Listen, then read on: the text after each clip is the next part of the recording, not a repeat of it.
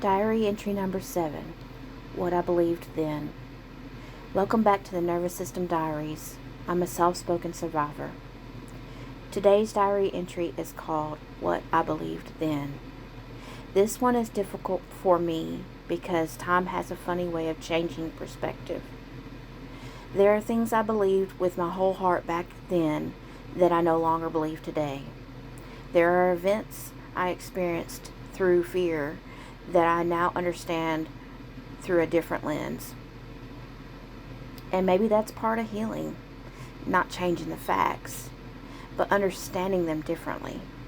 After years of my marriage, my husband and I were struggling. There had been hurt, there had been betrayal, there had been mistakes on both sides, but most importantly, there had been a breakdown in communication. At the time, I believed our marriage was beyond saving. I felt lonely, disconnected, and unseen. I was working long hours, carrying most of the financial responsibilities, and trying desperately to figure out who I was. For the first time in my life, I wanted space. I wanted independence. I wanted to know who I was outside of everyone else's expectations. So I moved into my own apartment. I took my clothes, my dog, a bed, my car. I left almost everything else behind.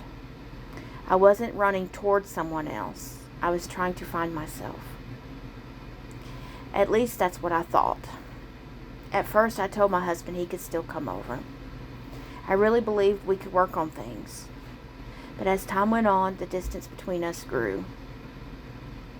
And so did the opinions of other people around me.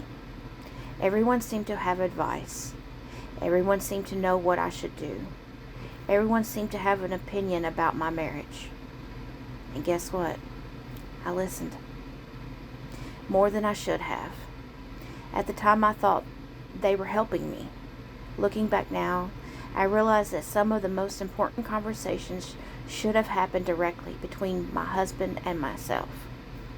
Instead, I was hearing everyone else's voices, and slowly, I stopped hearing his. Then life became chaos. I lost my job. I got into a car wreck. I was struggling financially. I was trying to keep my apartment, trying to keep my job, trying to keep my independence, trying to keep myself together. Everything felt unstable. Everything felt uncertain. And during this time, I became increasingly afraid.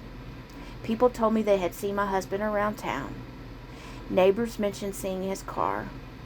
Friends pointed out things they thought were suspicious. Each new story added another layer to my fear. Eventually, I became convinced that he was stalking me. And I truly believed it. I was told to file paperwork, so I did. I sought out protection. I built a story in my mind that explained everything I was experiencing. And from where I stood at the time, that story made sense. I was scared. I was overwhelmed. I was hurt. I was viewing everything through the lens of survival. But years later, I look back differently. I don't believe he was trying to hurt me. I don't believe he understood his actions, how they were being perceived. I believe that he was desperate. I believe that he was heartbroken.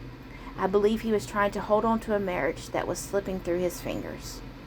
Does that mean everything he did was okay? No. Boundaries still matter. Privacy still matters. But intentions matter too. And today I see a man who loved me and handled his fear poorly, just like I was handling mine poorly. I believed he was my enemy.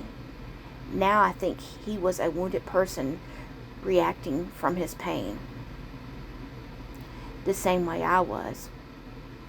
What I know now is this: when trauma is driving the car, fear becomes very convincing. Fear fills in the blanks. Fear creates stories. Fear makes assumptions feel like facts. And when you're already carrying a lifetime of abandonment wounds, it becomes very easily to believe that everyone is going to hurt you. Very easily to believe that you're alone. Very easy to believe that you have to protect yourself from everyone. Today I see things differently. I now know that communication matters. I now know that the assumptions can destroy relationships. I now know that listening to outside voices instead of each other created even more distance between us. Most importantly, I know now that life is rarely as simple as heroes and villains. Sometimes it's just two wounded people doing the best they can with what tools they have. Sometimes those tools just aren't enough. And sometimes healing means having the courage to revisit old stories and admit that maybe you don't see them the same way anymore. This is what I believed then, and this is what I understand now. Thank you for listening. I'm a soft-spoken survivor, and this has been another entry from the Nervous System Diaries.